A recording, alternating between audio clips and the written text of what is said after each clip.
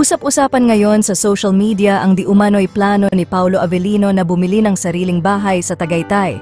Ayon sa ilang mga source, tila na-inspire di umano ang aktor matapos makita ang napakagandang rest house ng rumored girlfriend nitong si Kim Chiu sa nasabing lugar.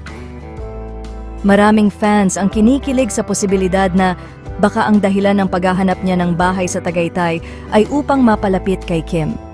Matatandaang ang dalawa ay matagal nang malapit sa isa't isa at madalas ding makita ng kanilang mga tagahanga ang kanilang bonding moments, kabilang na ang kanilang jogging sessions.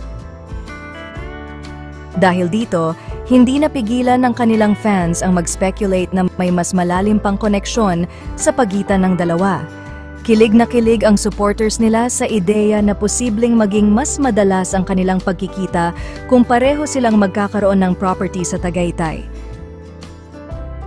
Sa ngayon, wala pang kumpirmasyon kung ano ang katotohanan sa mga usaping ito, ngunit umaasa ang kanilang mga tagahanga na magkakaroon ng mas malinaw na balita sa mga susunod na araw.